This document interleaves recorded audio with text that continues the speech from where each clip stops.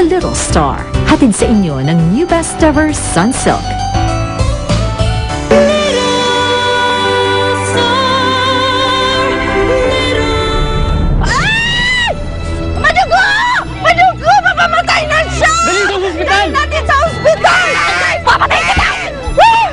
Ginawa mo? Papatayin ko ang nanay mo! Siya ang dahilan kung bakit naghiwalay tayo, Dave! Hindi na kailangan magpapaliwanag ako! Patayin ko kayo! Walang iya kayo lahat! Ah! Isinugod na sa ospital ang singin na si Gwyneth Cordova, samantalang sasampahan naman ng kasong attempted murder si Bianca Valerio. Kamagalala, hindi ate mo na ospital si Gwyneth. Walang punta kung walang nangyari kay Gwyneth. Gawin natin siya na bayani ba? Yung parang heroine. Di ba? Kayang-kaya naman sa editing yan, tita. Yung palalabasin natin na napuruhan siya. Ano sabi ng doktor? Sandali, kalilipat lang kasi namin mula sa ER. Ako dapat ang nasa ganyang kalagayan. Mabuti naman at nagkaroon ka ng change of heart. Ituloy mo lang yan kaplastikan mo, ha? Para buto na sa'yo si Divina. Hindi tayo magkaproblema kay Dave kapag lahat ng nakapaligid sa kanya, kakampi mo na. Doon ka nakatira, doon ka matutulog at doon din siya matutulog. Hindi yata tama yun, anak. Sasabihin ka sa amin pa uwi. Tigilan natin to. Huwag na tayo umasa. Hindi na rin ako umaasa, kaya tama na. Bakit hindi mo na lang enjoyin? Alam mo, ma-inlove ka pa sa akin. Mamamatay muna ako. Sino ba tayo mo si Roldan? Mati ka si Roldan? Si Roldan ba? Kilala nyo? Kaibigan nyo ba siya? Bakit? Ate niya ako. Umalis kasi siya sa bahay eh. Kasama yung nobyo niya.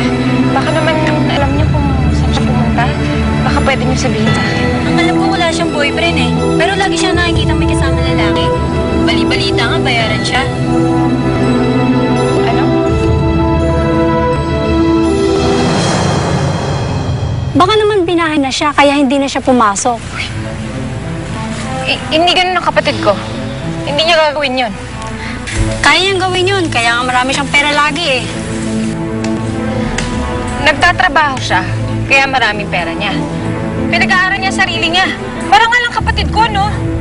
Aba, ikaw na nga pong tinutulungan eh. Kung ayaw mong maniwala, di wag. Sira ulo ko, Isaya! Pasensya na ha, kasi kanina pa kami nakabilad sa araw. Pasensya na. Sige, salamat. Ano ba naman? Hindi niya dapat sinabi yun eh. Sobra na yan, ha? Ang ginagawa sa kanya yung kapatid ko eh. Huwag na natin intindihin. Alam naman natin hindi totoo eh. Sige na, babalik muna ako sa ospital. Baka nandun na si Ninyo. Sige. Ako nang bahala dito. Ako na maiiwan. Ako na magtutuloy sa paghahanap sa kanya. Mag-ingat ka, ha? Nay, salamat, Nay. Sige.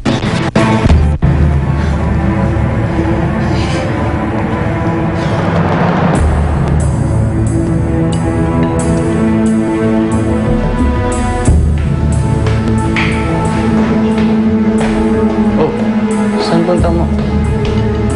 Papahangin na ako sa labas. Pero makagabi na ako.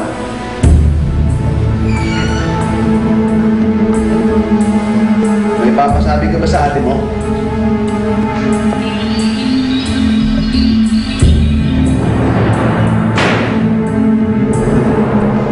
Joke school dito.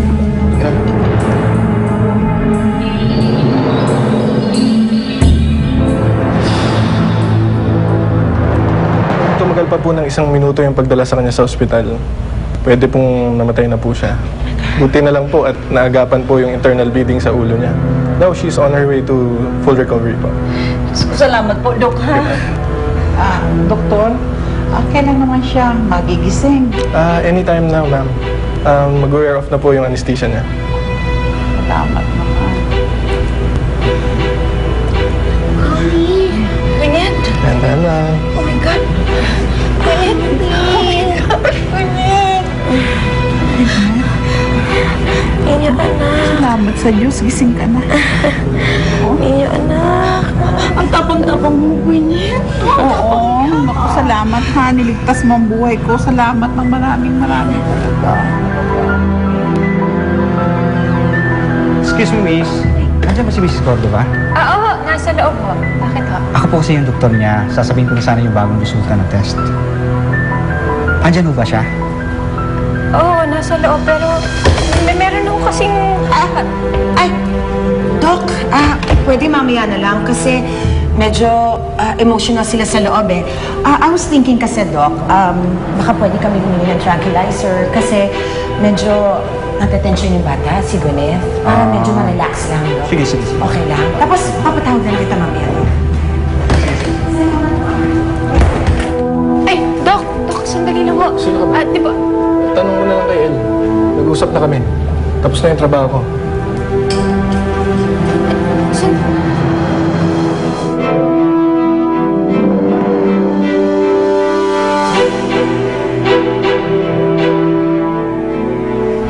Helen, pwede huwag ka na makialam dito?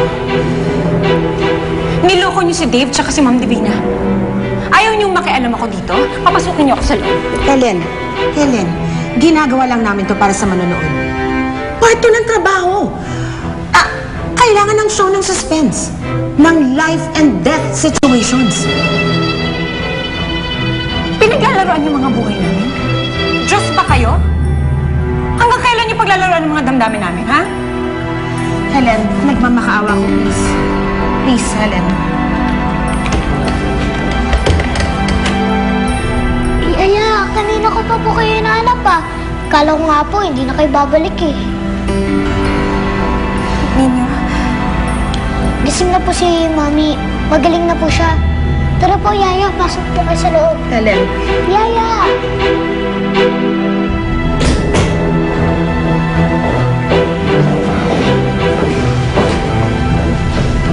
Helen?